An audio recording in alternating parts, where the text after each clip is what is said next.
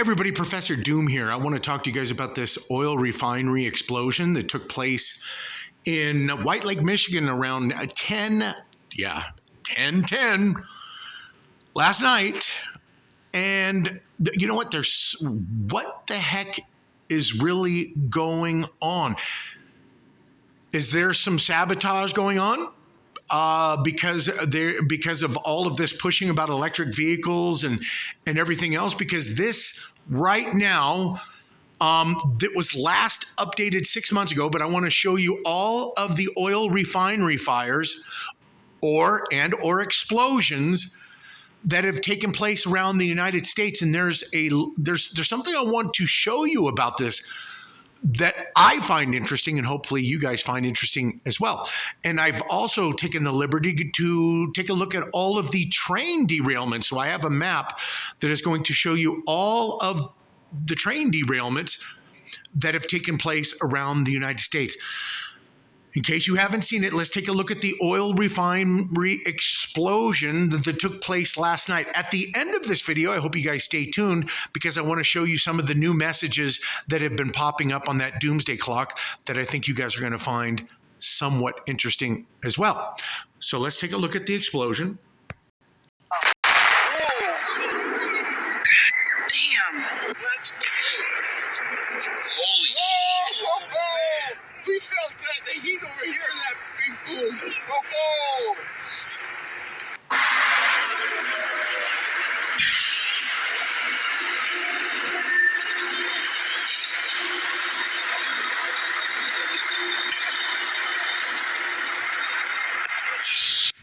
So the last reports that I was seeing about this fire, the fire department was going to wait until it kind of burned itself out because there was no way for them to get to the shutoff valves. Let's talk first about the oil refinery fires and or explosions that have taken place over the year 2023. And there's something that I want you to see that I'm taking note of. And let's take a look at that. Let's take a look at it, and I'll show you what I mean. See right here, this U.S. refinery fire incidents in 2023 was updated last 6 months ago. So there was 13 before this was last updated. And I do believe there's already been several since this has been updated. So I think we are now, since they're going to show us 13, I do believe we're already up to like 17 or 18, somewhere around there, I do believe. Last night makes 17 or 18. Here is what I find very interesting about the oil refinery fire or explosions, or both. So right here, here's the company and the refineries that were involved in these incidents. So you have Energy out of Oklahoma, Valero, Corpus Christi. Now, according to this last updated notification here, there were 7 refineries that were specifically in the Gulf Coast area of Texas. Okay. But what I want you to notice is about the different names of the refineries that went through these explosion and or fires. So we were at Valero, Marathon, Delek, Suncor, Pemex, Chevron, Citgo, another Pemex, 2 PBFs, Phillips 66, and Lyondell Basel. Now, why are the different names of these corporations important to me? Because you would think that one particular corporation would be lax on their safety standards, and you would see many of these refinery incidences being due to the safety standards by 1 or 2 particular corporations. But are we to believe now that all of these oil refinery corporations are very lax in their safety standards? Is that what we're led to believe here? I don't think that's the case. And this is something that's kind of like novel for us for this year, right? This is a lot of oil refinery incidents, and it's occurring in all kinds of different corporate names, as I just showed you. Only 4 of these incidences was it by two of the same corporations, Pemex and PBF. That's 4. Well, if we're already up to 17 or 18, how many other corporations you're seeing this, right? So this leads me to believe that there's either some kind of sabotage due to them pushing this green agenda, electric vehicles. Let's just go ahead and let's just blow these refineries up, so it's going to leave less oil. Is it all about making more money? What is the deal that's going on? Here's the other interesting thing. Let me take you. What do you guys say? What is your guys' thoughts on this right here? You guys understand where I'm coming from about the safety standards? That it just doesn't seem to, that it would affect all of these different corporations listed. Now, let's take a look at the map of the train derailments. And something I want to mention about the particular many tons of ammonium nitrate that went missing out of one particular train. Something that I find very interesting about that. Let's take a look at how many train derailments have taken place this year alone. Now, I do believe there was just a latest train derailment and a couple even before that, because this was last published on October the 19th, which was a little over a month ago. And I think we've already had 2 or 3 derailments since then. So the amount of train derailments on this map is 39. That would now make about 42.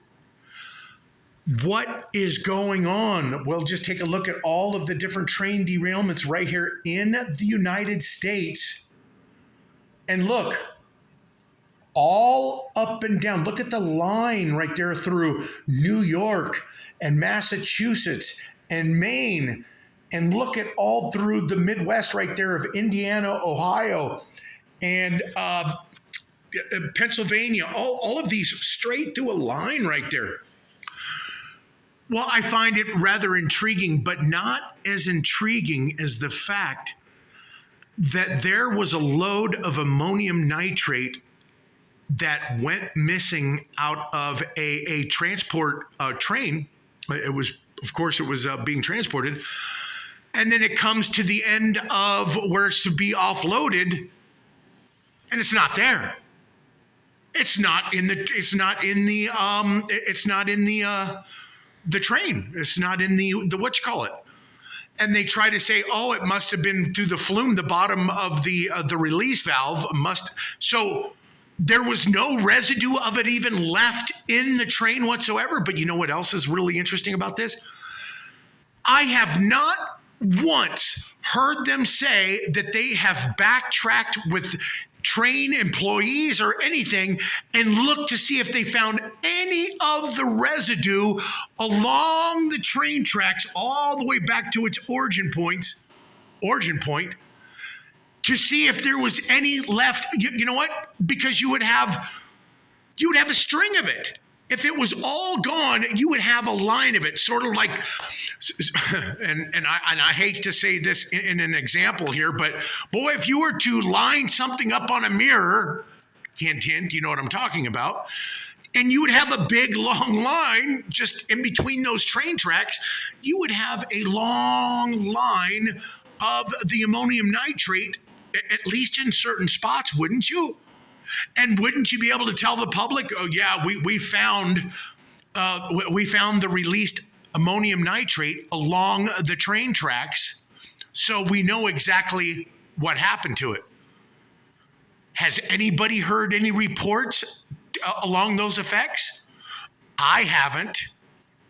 So if I am wrong about this, please leave a comment in the comment section. I'd like to hear what you have to say about some of the reports that I'm not seeing about the disappearance of this ammonium nitrate. Now, as I said at the end of this video, what I was going to do is I'm going to show you I'm going to show you all of the newest, all of the messages of that doomsday clock that I reported on just a couple of days ago. And here is what I find very interesting and kind of tie it in a little bit to the not only to the Ingersoll Lockwood webpage, which we will talk about, but also the Economist cover magazine about the Hourglass. Let's take a look at the messages that are on this doomsday clock. The last one that has been updated, that's going to be the most intriguing, I think. And I will explain to you why when we get there. So this one was just from, I do believe, yesterday morning, somewhere around there, or perhaps the day before. Can't remember exactly when it came out. You're watching a movie, Fantasyland, pawns, sheep.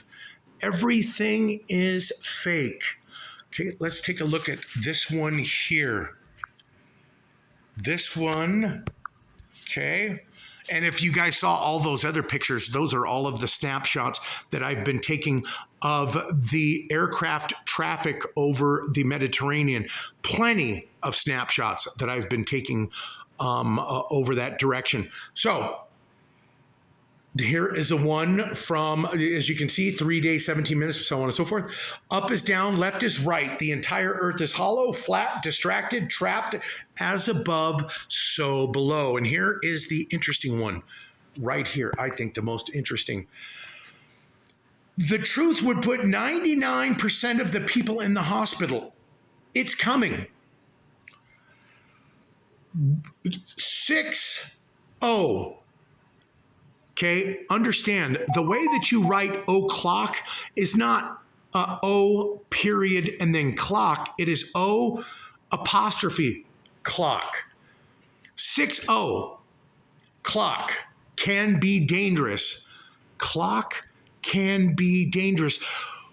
What I presented in that video about Ingersoll Lockwood is the fact that why would they say in their webpage that we do not believe in the Q conspiracy, nor would we ever tell everyone. The message seemed rather odd for them to put in their webpage, but it is odd for Ingersoll Lockwood to also put in there these little rabbit hole pictures that I want to show you. Okay. So here's the thing, what got me intrigued. Clock can be dangerous. Ingersoll Lockwood was all about these clocks, and there was a particular one in there that had an hourglass. And isn't it very interesting? I'm going to show you the pictures, but isn't it interesting that the latest Economist cover magazine also displayed to us an hourglass as if time was running out? Let's take a look at the pictures that were found on the Ingersoll Lockwood webpage, and then we'll take a look at the Economist cover magazine. Now, I was on the radio show here just on Wednesday. I do believe it was Wednesday. Yeah, it was Wednesday. The Last Jacobites, and that is JACOBITES. thelastjacobites.org. If you guys ever get a chance to hear me, I'm on there every Wednesday. And here was the question that was posed to me, and this is what I saw. Let's take a look at first the pictures from Ingersoll Lockwood, and then we'll take a look at the Economist cover magazine. So the fact that it was on that doomsday clock talking about the clock can be dangerous. And then we have this hourglass. And of course, there is some messaging in here about the time. And I find that it's interesting is that the 0 hour for this doomsday clock is November the 28th at 11 o'clock. So you would have like 11, 28, 11. I find that pretty interesting. I don't know exactly what the end result is going to be, what we're going to see. If anything, possibly nothing. But I find the messages rather odd and interesting. What say you? But anyway, here you see you have an hourglass, and well, it's interesting that the hourglass has a hole in it and some sand's coming out, and you see some very interesting sights behind the hourglass in between. And then you have this rabbit who's listening to a pocket watch, and the clock or the time is ticking down. And you see some very interesting, I don't know if that is a UFO or if that is meteorites that are striking down. Is this a meteorite that struck through the hourglass? I don't know. Let's take a look at the Economist cover magazine, and a question that was posed to me, and I want to ask to see what you say. So here you see this hourglass, and then you have over to the right in a silhouette with the question mark, Donald Trump, right up above and connected to Vladimir Putin. Of course, you see the dove of peace up there to the back of Donald Trump's head. Now, if you will look right up above Vladimir Zelensky right here, and you look to the left, well, hasn't there been some talk about North Korea sending up a satellite into space? And we also have this, it looks like a rocket of some sort.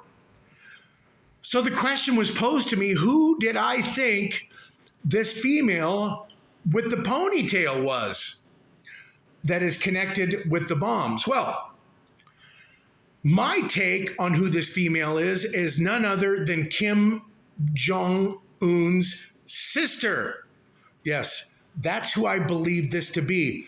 Because if there is going to be a war, you're going to see her front and center. There is a lot to be gleaned from the images here on this.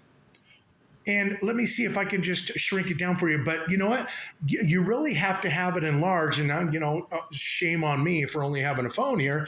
But there is a lot to take in this image right here. But what do you guys think about the female there on the left that is just above Vladimir Zelensky?